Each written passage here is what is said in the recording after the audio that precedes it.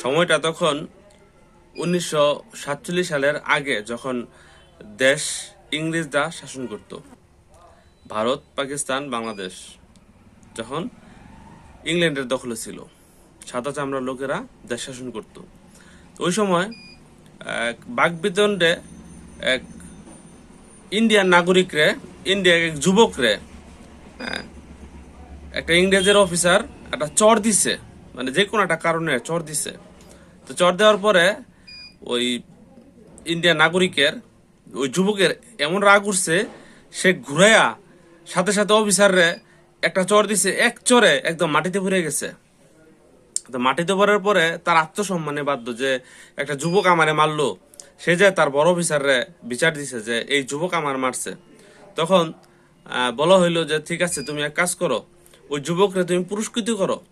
কয়টা আপনার কথা বললেন যে আমি আমারে মারলো, আমি মার খাইলাম, আমি অহন আবার ওরে পুরস্কার দিমু। কইতেছে আমি যেটা বলি সেটা করো, এটা আমার অর্ডার। যেহেতু তারা মানে আর্মি, ওই হিসাবে তাদের মানে অর্ডার ফলো করা লাগছে। তো যাই পুরস্কার দিচ্ছে। তো কিছুদিনের মধ্যেই ওই যুবকটা ওই পুরস্কার টাকাটারে মানে এমন ভাবে বাড়াইছে, মানে ব্যবসার কাজে লাগা সে মোটামুটি ধনী হয়ে গেছে।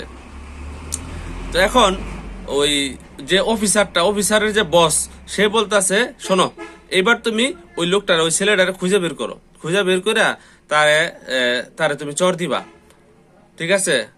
এখন দিমুকে তো আমি যেটা করতে বলছি এটা করে, এটা আমার অর্ডার। তো সে গেল যায়া ওই ছেলেটারে খুঁজে বের কইরা মানে জনসম্মুখে মানে খুব জোরে একটা চর দিল, চর দিলে হে পড়ে গেল গা। তোরে গাল আতাইতে আতাইতে আস্তে আস্তে উঠলো। উঠার পরে তারে আর কিছু কইলো না, সে চুপ করে রইলো। তো তো সে অবাক হয়ে গেছে যে সাধারণ, সে অফিসারের কইতাছে যে আমি তখন মারছি, তখন আমারে যে মাইটটা দিছে ফেরত দিছে, এখন তার অনেক কিছু হয়েছে, এখন আরো অর্থবিত্ত হয়ে গেছে তার, এখন কি আমারে ছাড় দিব, আমার তো মেরেই লইব।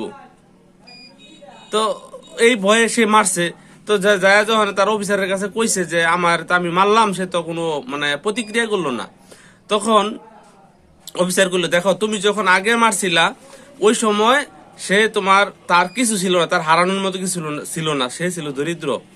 আর এখন যখন তুমি তারে মারছো, এখন তার অর্থ হইছে, প্লাস তার হারানোর ভয় তৈরি হয়েছে। তো হারানোর ভয় থেকে সে আর তোমার কিছু করতে পারলো না। এনতে আমরা কি শিক্ষা নিতে পারি? এই জায়গা থেকে আমাদের শিক্ষা নেওয়া হয়েছে গিয়া, আমাদের যখন অনেক কিছু থাকে না, তখন আমরা সাধারণভাবে যখন আত্মসম্মান নিয়ে বাঁচতে শুরু করি, তখন আমাদের আত্মসম্মানটা অনেক বড় মনে হয়। কিন্তু যখন আমাদের অনেক কিছু হয়ে যায়, তখন আমরা মৃত্যুরে অনেক ভয় পাই। আমাদের সম্পদ যত বাড়তে থাকে, তখন মনে হয় হায় হায়, আমি এত কষ্ট করে সম্পদ অর্জন করলাম, আমার এই সম্পদ কে খাইবো আমি না থাকলে।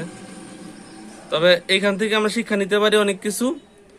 আর এই ভিডিও ভালো লাগলে আমাদের সাথেই থাকবেন। আসসালামু আলাইকুম।